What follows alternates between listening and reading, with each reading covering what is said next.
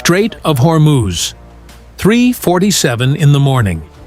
A Ukrainian drone boat, 8 meters long, cuts through the dark water of the strait at full throttle. The drone boat slams into an Iranian patrol boat at 60 knots and detonates. The patrol boat explodes in yellow flames. Hull split in half. 47 red dots appear on the radar of the American destroyer at the same time. The main gun of the destroyer turns by itself. A second Ukrainian drone boat picks up speed, charges another Iranian patrol boat that was trying to drop sea mines. The drone boat rams the patrol boat amidships, detonates. The mines on the deck cook off in a second blast that lights up 2 miles of sea. The short-range defense system of the destroyer fires in bursts. Tracer rounds cut through the night sky. A cold voice on the radio authorizes free engagement. Weapons free. 6 hours before this, the sea was calm. 21:47 at night. USS Mason, an Arleigh Burke-class destroyer of the United States Navy, navigates the northern traffic lane of the strait. 12 knots. Routine readiness. Radar operator scans the surface display. Hundreds of commercial contacts. Tankers in slow flow. Traffic reduced because of the blockade. On the aft deck, 8 Ukrainian drone boats, 8 meters each, sit locked in steel cradles, covered with dark tarps. It is their first operational night in the Gulf. The command center hums with disciplined routine. Cross-checks, stable frequencies. Farsi radio chatter intercepted, classified, dismissed. Then the radar operator leans forward. Something is rising from the northern flank that should not be there. Before we go to the next hour, if you are watching this and you have not subscribed yet, stop right now and subscribe. Hit the bell, because naval analysis at this level, real scenarios, real assets, real orders, disappears fast from YouTube. This kind of content the platform hides, demotes, scrubs from the feed. You may never find another channel showing modern naval combat the way it actually unfolds. Subscribe now, hit the bell, and come back into the chaos. Because what comes next is heavy. 21:47. Sea calm. Radar operator leaning forward. The screen shows a cluster. 47 contacts climbing off the Iranian coast at low altitude. The radar operator calls it. Tactical action officer responds in 2 seconds. Multiple aerial contacts, bearing 010, range 80 miles, closing fast. The captain steps onto the bridge. Coffee untouched. He does not ask twice. He looks at the display. Then he looks at the operator. Show me the geometry. The geometry is wrong. 47 contacts do not climb off a coastline at the same second by accident. They do not maintain the same altitude by coincidence. They do not converge on a single bearing because a flock of birds decided to. This is launched. This is coordinated. This is a swarm. And then the surface display lights up. 9 more contacts, small, fast, moving on a vector that intersects the merchant convoy in 11 minutes. The tactical action officer calls them out. Surface contacts, speed 40 knots, heading 205, profile consistent with light patrol craft. The captain does not blink. Iranian Revolutionary Guard. It is not a question. He has read the briefings. He has seen the satellite imagery. He knows the playbook. What he does not know yet is what is in the cargo of those 9 boats. No panic, no chaos. Just disciplined routine compressing into action. Preliminary classification comes back from the Combat Information Center. The aerial swarm is identified. Shahed drones. Iranian-made. $130,000 per unit. 8-hour endurance. Warhead weight roughly 40 kilograms.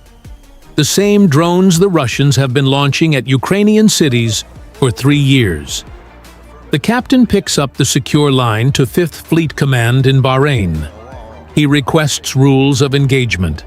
17 seconds of silence. In a fight, 17 seconds is a lifetime. The drones close another 8 miles in those 17 seconds. The patrol boats close another half mile. The voice on the other side of the line speaks. Calm. Procedural. You are cleared to defend convoy and asset. Issue final warning. If no compliance, engage. The radio warning goes out in Farsi and in English, 3 times. Standard protocol. Identify yourselves. Alter course. State your intentions. Silence on the Iranian frequency. Not static, not noise. Silence. The kind of silence that is itself a decision. That silence matters. Down on the aft deck, the Ukrainian crew chief is already moving. He pulls the dark tarps off 4 of the drone boats. Hydraulic cradles tilt.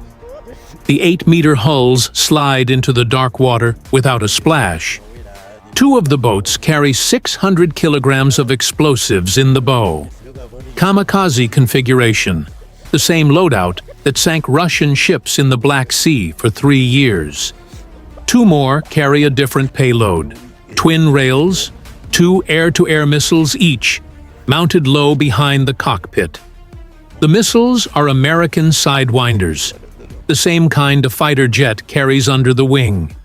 On May 2nd of 2025, that exact configuration shot down 2 Russian Sukhoi 30 fighter jets over the Black Sea.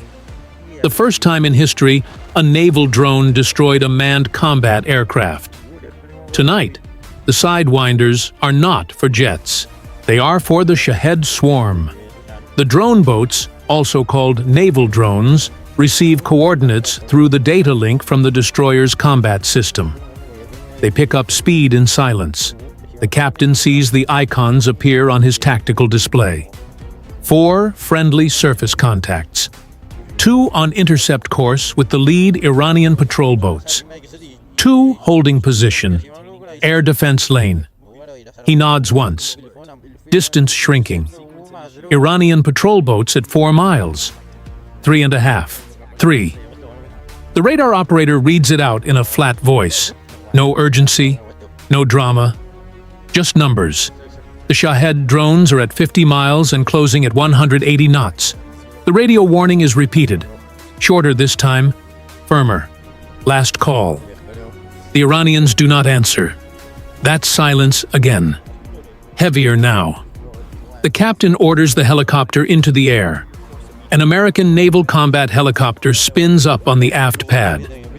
Rotors bite. It lifts off into the dark, banks north, climbs to 2,000 feet. Within 90 seconds, infrared imagery from the helicopter is feeding back into the command center. The screens show the Iranian patrol boats in green and white heat. 9 hulls on the water, 3 of them riding low, heavy in the stern. The intelligence officer leans into the screen. Captain, 2 of those boats, possibly 3, are carrying mines. I can see the deployment racks. The captain absorbs it, does not react, does not flinch. He looks at the Ukrainian liaison standing at the back of the command center. The liaison is watching the display with the same flat focus. The captain speaks one word. Confirm. The liaison nods. The kamikaze drone boats are in position, closing on the lead 2 Iranian patrol boats. The air defense drone boats are holding station 3 miles ahead of the convoy. Missile rails elevated, seekers cooled down, waiting for the Shaheds. Then the missile warning lights up. One of the Iranian patrol boats has activated its targeting radar. Locked onto USS Mason. The lock holds for 3 seconds. 4, 5. The final authorization code arrives from Bahrain. Encrypted. Verified. Clean. The captain looks at the radar lock indicator, then at the infrared imagery. Then, at the clock, he speaks 2 words into the command circuit. Weapons free. The order travels at the speed of light through the ship's combat network, through the data link to the Ukrainian drone boats, through the helicopter's targeting computer. And the response comes in layers. The kamikaze drone boats fire first. Not in the sense of launching anything, they become the weapon. Engines wide open. 60 knots. Bow low in the water. The first one slams into the lead Iranian patrol boat, the one with mines on the deck, and detonates. 600 kilograms of explosive going off below the waterline of a 12-meter hull. There is no patrol boat after that. There is a fireball. Then a secondary blast as the mines on the deck cook off. The strait lights up for 4 miles. The second drone boat charges the next patrol boat, rams it amidships, detonates. Another fireball, another secondary as the mines go. 2 patrol boats, 2 impacts, 2 seconds apart. And then the Shahed drones reach engagement range. The destroyer's air defense system fires first.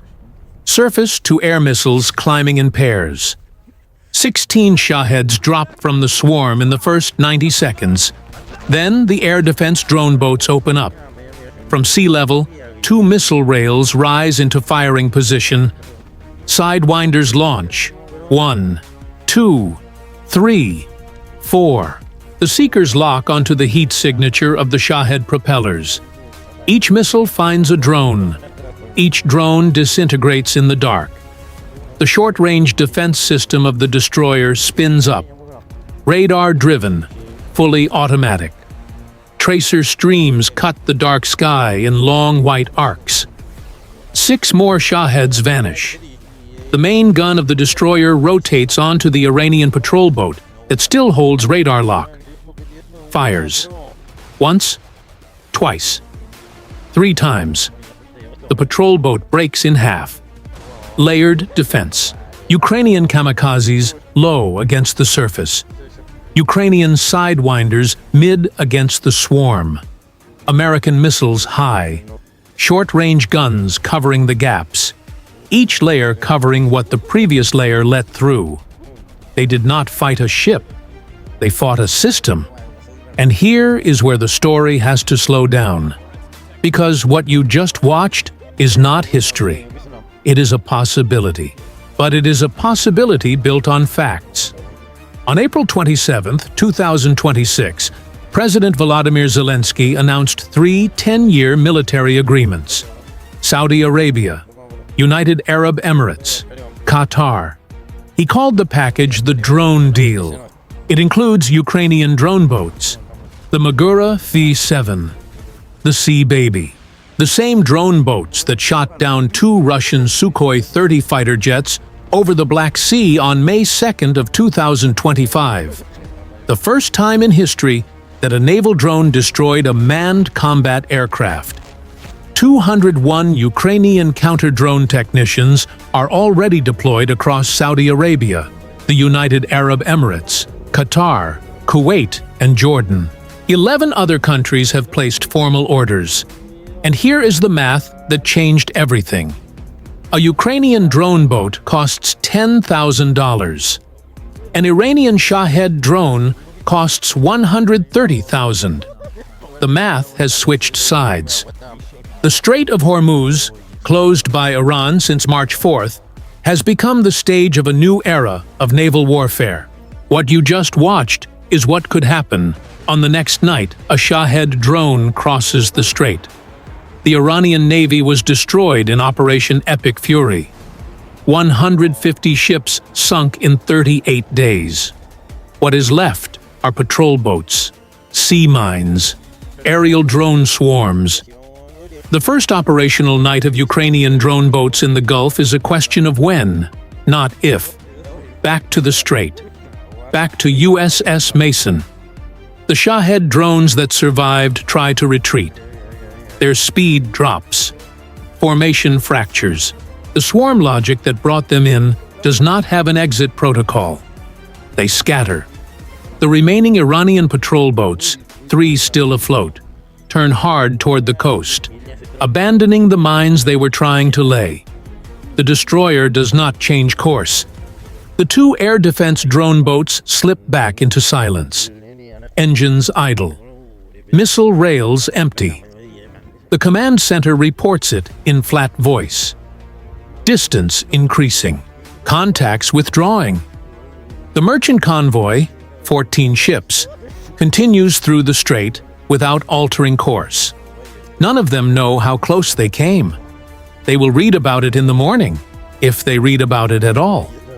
No celebration, no noise, just disciplined silence, and a sea that is now a little quieter than it was 9 minutes ago. That is the difference between a trained warship and a frightened one. Iran thought a swarm beats a system. It does not.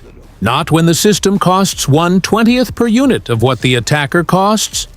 Not when the same family of weapons has been doing it for 3 years in the Black Sea against Russian Shaheds, which are clones of the Iranian ones. Naval warfare entered a new phase, and Iran was the first to learn it in the Gulf. That is what happened on the first night of Ukrainian drone boats in Hormuz. Now I want to hear from you. Did the captain of USS Mason do the right thing, letting the Ukrainian drone boats handle 2 layers of the defense? The kamikazes against the patrol boats? The missile boats against the Shaheds? Or should the American destroyer have absorbed the whole engagement on its own systems, instead of trusting a new ally on its first night in the Gulf? Drop your side in the comments. The debate starts down there, and I read every one. And if you made it this far, and you have not subscribed yet, subscribe now and hit the bell. Because the next video is already in production, and it is heavy.